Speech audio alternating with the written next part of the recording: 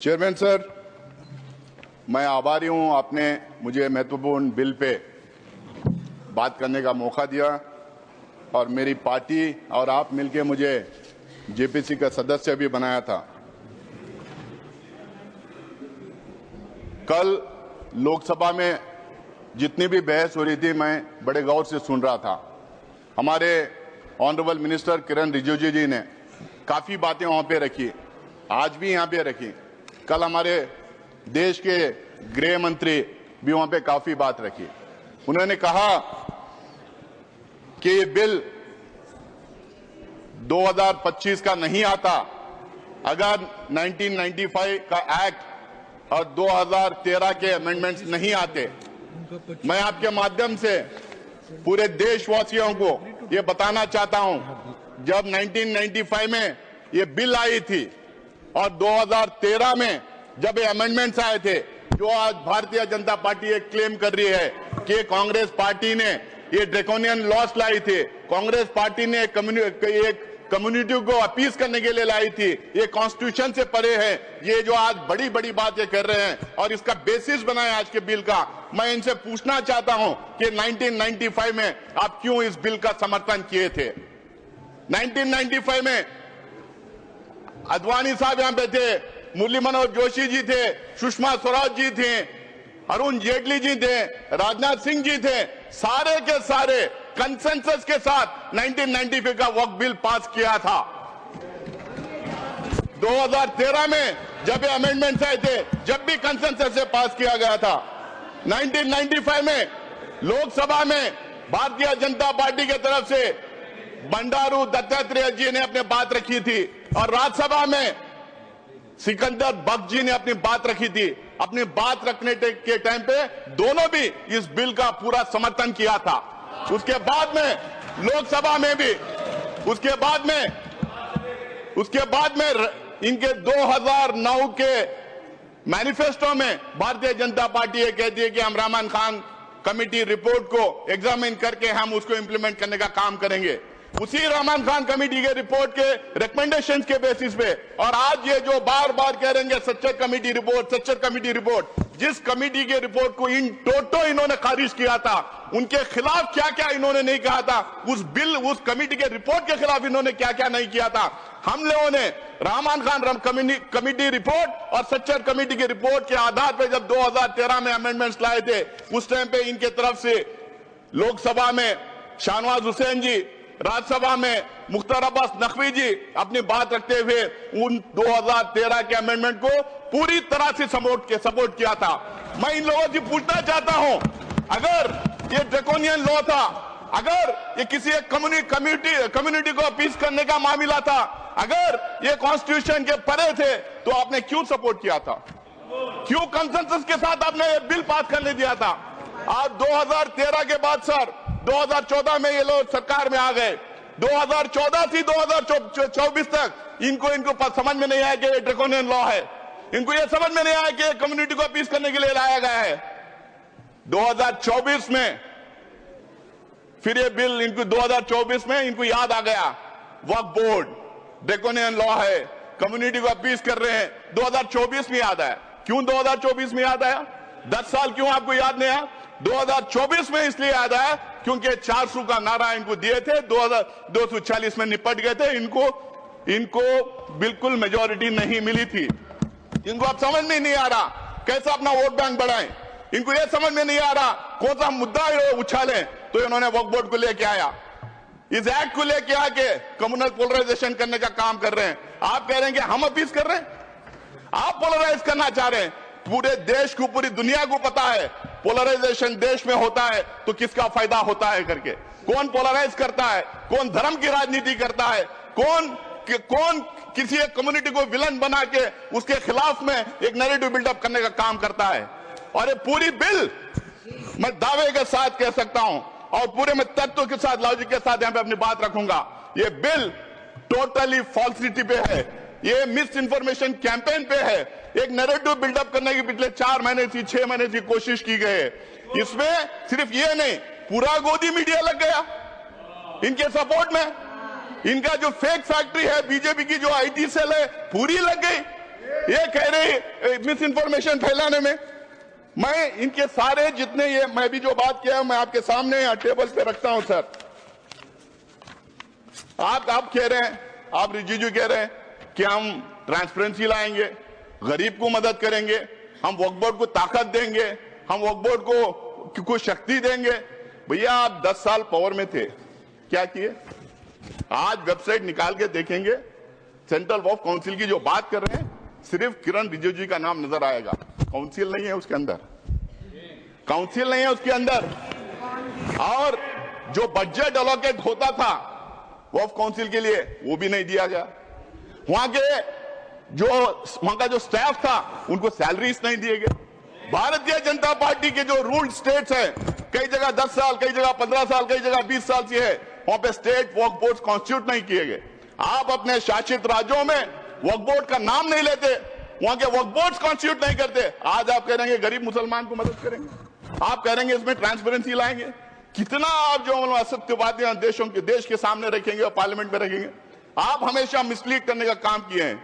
हर एक चीज जो ये बोल रहे हैं इसमें ये सत्य से दूर है और देश को गुमराह करने के लिए, मिसलीड करने के लिए ये बातें यहां पे कर रहे हैं। सर, किरण रिजिजू जेपीसी की बात की, कल जगदम्बिका पाल साहब जेपीसी की बात की, बहुत सारे भारतीय जनता पार्टी के नेताओं ने जेपीसी की बात की। जेपीसी गठित हुई, आप लोगों ने मुझे भी सदस्य बनाया था, मौका दिया था वहां पे काम करने का। पहले जब शुरू हुआ, स्टेक होल्डर्स आने लगे, एक्सपर्ट्स आने लगे, एकेडमिशियंस आने लगे, तो उसमें 97-98% लोग आके बिल के खिलाफ बात रखे। उन्होंने तर्क दिया, उन्होंने रीजंस दिया। जब इनको पता चल गया कि बिल के फेवर में कोई आ नहीं रहा है, पूरा बिल के खिलाफ लोग आके डिपोज कर रहे हैं, आप इनको पूछिए कि 1 लाख जो है आंकड़ा दे रहे हैं, कितने लोग उसमें बिल के फेवर में, कितने बिल के खिलाफ है। आज वो सदन के पटल पर रख दें तो देश को पता चल जाएगा कितने लोग उस बिल का अपोज किया था। जब इनको पता चला तो मुझे लगता है कि पहली बार किसी जेपीसी में नॉन स्टेक होल्डर्स को बुलाया गया। नॉन स्टेक होल्डर्स जिसको वक्फ से कुछ लेना देना नहीं है, ना वो दान दे सकता है, ना उसका मेंबर बन सकता है, जिसको वक्फ के बारे में पता नहीं है, कोई नॉलेज नहीं है, और कुछ ऐसे थे एक्सट्रीमली कम्युनल स्टेटमेंट्स आके वहां पे दे रहे थे। तो ये माहौल क्रिएट करने के लिए, बिल के फेवर में सपोर्ट ड्रम अप करने के लिए जेपीसी में लोगों को बुलाया गया था। आज ये बार बार ये कह रहे हैं कि जेपीसी के रिकमेंडेशंस लाए हैं, जेपीसी के रिकमेंडेशंस लाइए। इनको पूछिए क्लॉज बाय क्लॉज उसमें डिस्कशन हुआ था, उसमें क्लॉज बाय क्लॉज डिस्कशन हुआ था।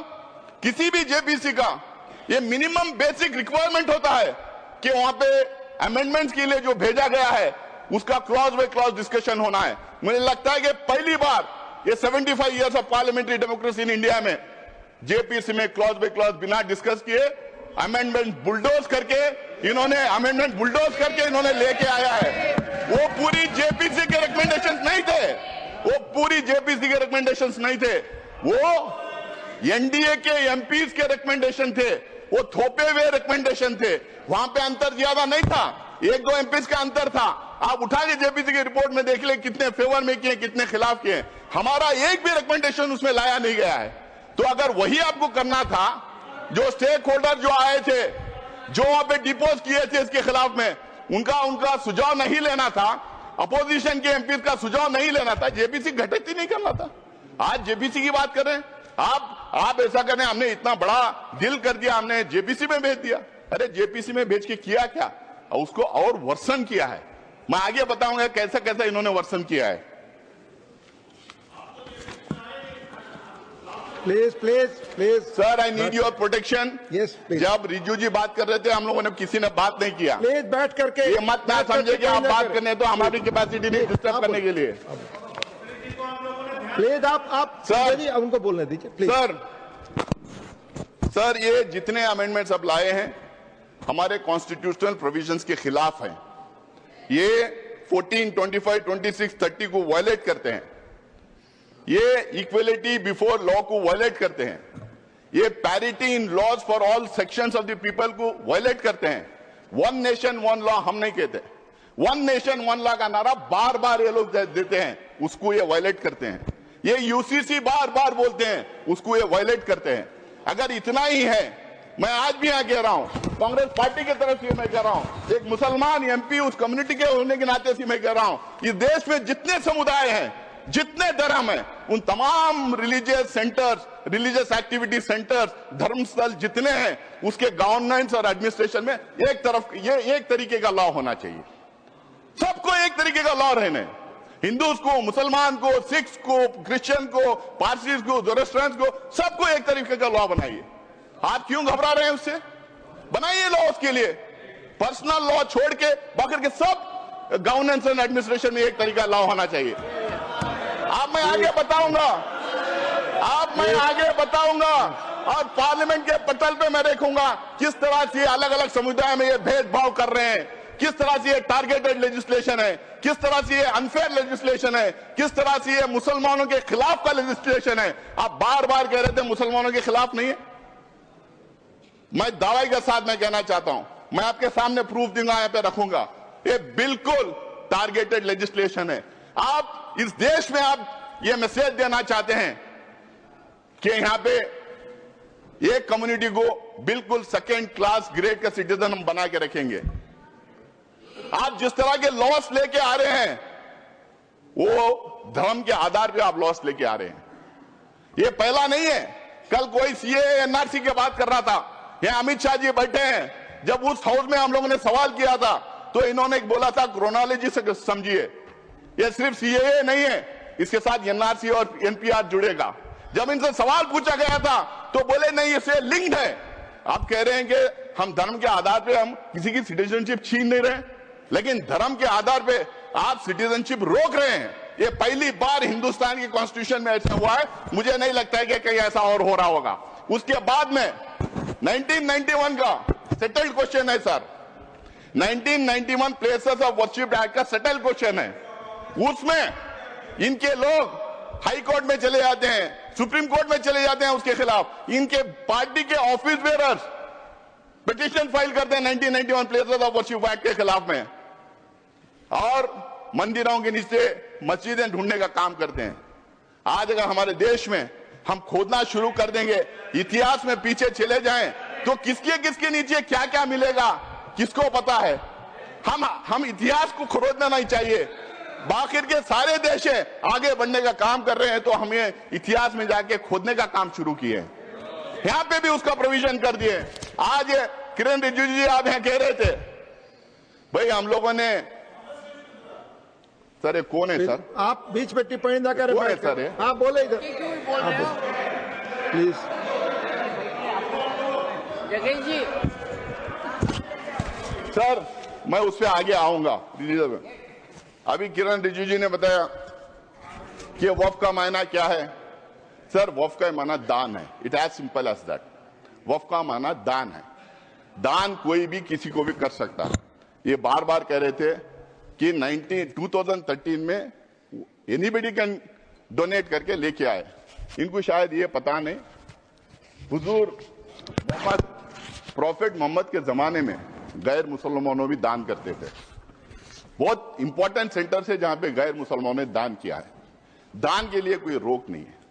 और ये दान का कॉन्सेप्ट सिर्फ हमारे धर्म में नहीं है, हम उसको वक्फ के नाम से कहते हैं, लेकिन दान का कॉन्सेप्ट हर मजहब में है। हिंदूज में है, सिख्स में है, क्रिश्चियंस में है, दुनिया के हर मजहब में दान का कॉन्सेप्ट है। हमारे दान के कॉन्सेप्ट से बनाए हुए इदारों को गवर्न करने के लिए, एडमिनिस्ट्रेट करने के लिए, रेगुलेट करने के लिए वक्फ बोर्ड बना है।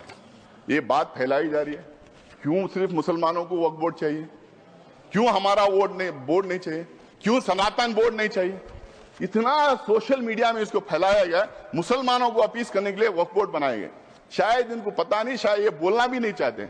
इस देश में एंडोमेंट बोर्ड्स हैं, इस देश में मुजरा डिपार्टमेंट्स हैं, इस देश में हिंदू रिलीजियस प्लेसेस एक्ट्स हैं, इस देश में एसजीपीसी है, इस देश में बहुत सारे स्टेट्स में क्रिश्चियंस के लिए काउंसिल्स और कॉर्पोरेशंस हैं। हर मजहब के लिए है। हर मजहब के रिलीजियस इंस्टीट्यूशंस को गवर्न करने के लिए अलग अलग एक्ट्स बनाए गए हैं। टेंपल ट्रस्ट है, स्टेट से अलग अलग एक्ट्स बनाए गए हैं। आप ये क्यों भ्रम फैला रहे हैं? और ये सिर्फ कांग्रेस का अचानक बनाया हुआ मामला नहीं वक्फ का। आपने अभी कहा कि अंग्रेजों के जमाने में वक्फ को रेगुलेट करने के लिए कई एक्ट्स आए थे, उसको आगे बढ़ाते गए, उसमें अमेंडमेंट लाते गए, उसमें सुधार लाने के लिए कई अमेंडमेंट्स लेके आए। कांग्रेस ने उसको सुधार करने के लिए कई काम किया है। और 1995 में 2013 के एक्ट्स के बारे में ये बार बार जो बोल रहे हैं वो बिल्कुल वक्फ बोर्ड को स्ट्रेंथन करने के लिए, वक्फ प्रॉपर्टीज को बचाने के लिए, एंक्रोचर्स को हटाने के लिए, उसमें ट्रांसपेरेंसी लाने के लिए हम लोगों ने वो अमेंडमेंट्स लेके लाए थे और इनका पूरा सहयोग और सपोर्ट उसमें था।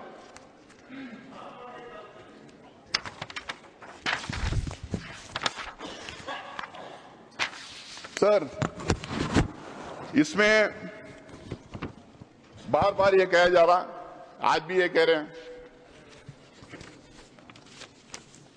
कि वक्फ बोर्ड, ये सबसे बड़ा एलिगेशन वक्फ बोर्ड के खिलाफ है सर, और ये सबसे बड़ा मिस इन्फॉर्मेशन फैलाया गया है। आज भी यहां पे बोल रहे थे कि वक्फ बोर्ड कोई भी जमीन को अपनी जमीन डिक्लेयर कर सकती है। क्या हिंदुस्तान में लॉ नहीं है? क्या रेवेन्यू रूल्स नहीं है?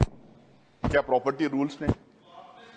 मतलब कहीं पे भी हम टवल डाल दें और हमारी बना लें? हम ट्रेनों में पढ़ते, हम ट्रेनों में चलते हैं, ट्रेनों में नमाज पढ़ते हैं, फ्लाइट्स में नमाज पढ़ते हैं, तो नमाज पढ़ ले तो क्या ट्रेन हमारी हो गई? क्या फ्लाइट हमारी हो गई? क्या वक्फ में उसको लिखवा दें? वक्फ को जो पावर दिया था, अगर वक्फ बोर्ड के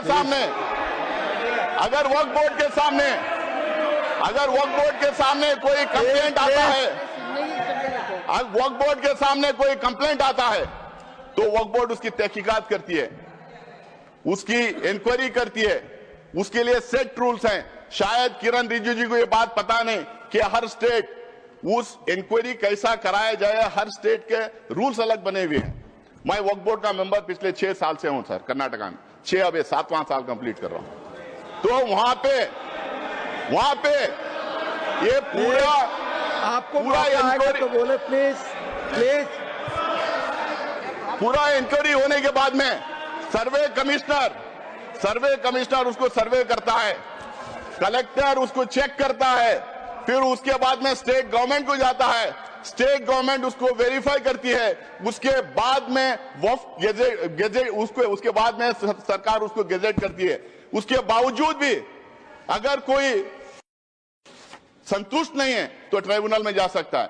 अगर वहां भी कोई अगर वहां भी उसके खिलाफ अगर डिसीजन जजमेंट आता है, अगर वहां पे वो कन्विंस नहीं है तो वो कोर्ट में जा सकता है। आज ये कह रहे हैं कि कोर्ट में रिव्यू नहीं कर सकते, कोर्ट में बिल्कुल रिव्यू कर सकते हैं। अगर कोर्ट में रिव्यू नहीं कर सकते तो हाई कोर्ट में और सुप्रीम कोर्ट में वक्फ के इतने केसेस कैसा हो रहे हैं, कितने केसेस कैसा हो रहे हैं हाई कोर्ट में और सुप्रीम कोर्ट में। प्लीज सर, ट्रिब्यूनल के बारे में इन्होंने कहा, रिजू जी ने, कि 2 थे, उन्होंने 1 बढ़ा दिया। 2013 में भी 3 ही थे, 2013 में भी इस्लामिक स्कॉलर डोमेन एक्सपर्ट थे। बल्कि इन्होंने अभी कर दिया कि रिटायरिंग या सर्विंग, पहले हम लोगों ने सर्विंग जज को रखते थे। भ्रम में फैलाया जा रहा था कि वक्फ का ट्रिब्यूनल है, वक्फ कॉन्स्टिट्यूट करती है, लेकिन स्टेट गवर्नमेंट कॉन्स्टिट्यूट करता है, वक्फ बोर्ड नहीं कॉन्स्टिट्यूट करती है। ये भ्रम फैलाया जा रहा है। सर, इन्होंने एक नया प्रोविजन लाया, बोला कि सिर्फ मुसलमान दान कर सकता है, और दूसरी बात इन्होंने बोला कि 5 साल का प्रैक्टिसिंग होना। अब ये तो था पहले, जेपीसी को जाके आने के बाद अब ये कह रहे हैं कि उसको डेमोन्स्ट्रेट करना चाहिए। पहले तो प्रधानमंत्री कहते थे कि हम कपड़ों से पहचान लेते हैं, आप कैसा पहचानेंगे, हम कैसा डेमोन्स्ट्रेट करेंगे, कौन से कपड़े पहनना पड़ेगा, मैं टोपी पहन के जाऊं या दाढ़ी लगा के जाऊं, या कोई मेरे घर में सीसीटीवी कैमरा लगा के देखेगा मैं नमाज पढ़ रहा हूं या नहीं पढ़ रहा हूं, मस्जिदों में सीसीटीवी कैमरा लगाएगा, या और कोई तरीका होगा कि 5 साल कोई प्रैक्टिसिंग मुस्लिम है या नहीं पता करने के लिए, या नहीं कोई। रिजू जी से मैं पूछना चाह रहा हूं, क्या एक दूसरा डिपार्टमेंट खोलेंगे कि ये आइडेंटिफाई करने के लिए प्रैक्टिसिंग मुस्लिम है या नहीं, और वो जो सर्टिफिकेट देंगे उस पे भी मोदी जी का ठप्पा रहेगा कि ये मुसलमान है या नहीं करके बोल के। हाँ, मोदी जी की फोटो भी लगा देंगे उस सर्टिफिकेट पे। सर, वक्फ बाय यूजर की बात, तो सबसे बड़ा मार जो इस बिल में ला रहे हैं वक्फ बाय यूजर, क्यों ये ला रहे हैं सबको पता है। इनकी सारी की सारी जो है निगाह संपत्ति पे है, जमीन पे है, लैंड पे है। धारावी पे में किसको दिया है उन्होंने? करोड़ों के भाव पे किसको दिया? कल मैं टीवी डिबेट पे था, एक जेपीसी की मेंबर थी इनकी मेरे साथ में, वो कह रही थी कि हम लैंड मोनेटाइज करेंगे। तो समझ में आ गया, मोनेटाइज करके किसको देंगे? तो वक्फ बाय यूजर का मतलब क्या है सर? इस देश में, हमारा देश प्राचीन देश है, इस देश में अलग अलग टाइम अलग अलग धर्म के स्थल बने हुए। हमारे देश में इतने किंगडम्स थे, राष्ट्रकूटा से लेके मौर्य से लेके चेरास, कदम्बास, विजयनगर एम्पायर, अशोका साम्राट का पता नहीं क्या कितने थे, बादशाहें थे, ब्रिटिश गवर्नमेंट थी। यहाँ पे सिर्फ मस्जिद मंदिर की बात, सिर्फ मस्जिद की बात नहीं सर, इस देश में बहुत खूबसूरत मंदिरें बने, जबरदस्त मॉन्यूमेंट्स हैं देखने के लायक, गुरुद्वारास हैं, चर्चेस हैं, मस्जिद हैं। अगर आप 400, 500, 600 साल पुराने इमारतों के कागज पूछेंगे, तांबे में, पीतल में जहां लिखा था, कहां से ढूंढ के लाएंगे? उसका प्रूफ सिर्फ ये है, ये हर समुदाय के लिए सही है कि those properties, those institutions exist even today and they are in long usage. That is the proof of that being in waqf. There is waqf by user, there is temple by user, there is gurudwara by user, there is church by user, there is mata by user, there are so many religious institutions by user. किसका proof मांगेंगे? जब हमने बोला तो ये बोले कि हम प्रोस्पेक्टिवली अब ये करेंगे, रेट्रोस्पेक्टिवली नहीं देखेंगे। भाई जो रजिस्टर्ड नहीं है वक्फ बाय यूजर, अगर 200-300 साल पुरानी है तो उसको कैसा मानेंगे आप? आप ये कह रहे हैं कि और दूसरा उसमें ये बोल रहे हैं कि डिस्प्यूटेड है। तो मैं प्लेसेस ऑफ वर्शिप टैग की बात कर रहा था। अगर डिस्प्यूटेड है, गवर्नमेंट है, तो फिर हम नहीं करेंगे। बट डिस्प्यूटेड कैसा है? डिस्प्यूटेड तो एक ही थी, वो बोले थे अयोध्या का मसला छोड़िए, बाकी के पूरे इसमें आ जाएंगे। आप कैसा डिस्प्यूटेड, पुराने इदारों के डिस्प्यूट कैसा हो जाएगा? ये खोज रहे हैं बार बार देश में दंगे फसाद करवाने का। ये डिस्प्यूट लड़ना, दंगे फसाद करवाना, अपना वोट बैंक क्रिएट करने की राजनीति कर रहे हैं वक्फ बाय यूजर को निकाल के। और दूसरा, अब ये कह रहे हैं कि हम उसको ले लेंगे। अब मेरा टाइम बढ़ाया है, मेरा पार्टी का टाइम लूंगा ऑलरेडी मेरे पार्टी मैं ले रहा हूं सर। दूसरा सर, आप ये कह रहे हैं कि वक्फ बाय यूजर ऐसा ही रहेगा जो रजिस्टर्ड है, और दूसरी तरफ कह रहे हैं कि पोर्टल हम नया ला रहे हैं और उस पोर्टल में हर एक वक्फ को फिर दोबारा रजिस्टर करना पड़ेगा। भाई वक्फ बाय यूजर वो रजिस्टर्ड हो गया था, सीधा उठा के डाल लीजिए उसमें, आप फिर दोबारा उनको क्यों रजिस्ट्रेशन करें? आप चाह रहे हैं कि फिर वो दोबारा पेपर उससे मांगे, आप पेपर ना दें, फिर आपके लोग जाके दंगा फसाद करें और आपका वोट बैंक बढ़ता रहे। ये आपका वो है सर। तीसरा, ढांचे की बात कर रहा हूं मैं। ये बहुत जोर जोर से रिजू जी बोल रहे थे कि ये सेक्युलर कैरेक्टर है वक्फ बोर्ड का। वक्फ बोर्ड का सेक्युलर कैरेक्टर है।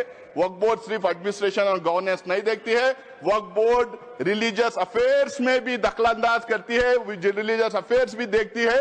अगर आपको इतना ही है, अगर आप कह रहे हैं, अगर मैं आपकी बात भी मान लो, तो मैं आपसे पूछना चाहता हूं, क्या हिंदू रिलीजियस एक्ट के तहत जो इंस्टीट्यूशंस बने, एंडोमेंट एक्ट, मुद्रा department, places of Hindu religious places act, SGPC और अलग अलग समुदाय के जो इदारे जो बने हैं, क्या उसमें एक मुसलमान, एक सिख, एक बुद्धिस्ट, एक जैन को आप रखेंगे? क्या मुझे रखेंगे आप उसमें? आप मुझे रखेंगे आप उसमें? ये बिल्कुल मेरे राइट के खिलाफ है। जो कॉन्स्टिट्यूशन मुझे जो राइट देता है उसके खिलाफ है, और इसको लेके काफी जजमेंट भी है।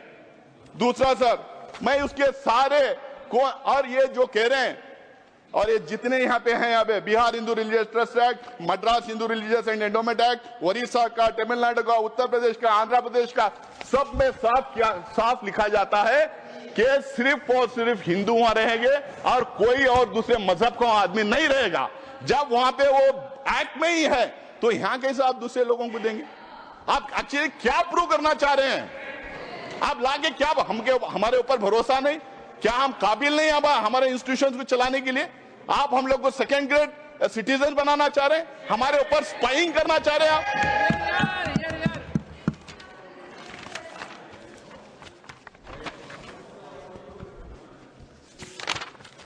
सर, सीईओ को लाने की बात थी कि मुस्लिम सीईओ नहीं रहेगा, दूसरा रहेगा। वहां पे भी मैं तमिलनाडु, तेलंगाना, आंध्र प्रदेश के मैं एक्ट बताता हूं, वहां पे भी यह कहा गया कि sir finally sir please finally नहीं खत्म सर, करें। मैं और थोड़ा टाइम लूंगा खत्म करें। सर, फाइनली अब 25 मिनट हो गए। सर, फाइनली हाँ। Sir, finally please do not take. Sir नहीं फाइनली 3-4 इश्यूज के बारे में बोलूंगा सर। रिजू जी कल भी बोले, आज भी बोले, 123 प्रॉपर्टीज को लेके भ्रम फैलाया जा रहा है। ये सारे के सारे 123 प्रॉपर्टीज आके या तो दरगाह है, या तो मस्जिद है, या तो कब्रिस्तान है, या तो ईदगाह है। ये झूठ है। ऑथेंटिकेट करो, धन्यवाद। ऑथेंटिकेट करो। उसकी लिस्ट में आपको देना चाह रहा हूं। ऑल 120 और इसको धन्यवाद आपकी बात सर, जयराम जी, धन्यवाद। Jairam ji, another 5 minute, doctor Radha, another 5 minute, doctor Radha Mohan Das Agarwal. नहीं आपकी बात। माननीय जो भी असंसदीय शब्द अगर आप इस्तेमाल करेंगे वो रिकॉर्ड में नहीं होगा। Please please.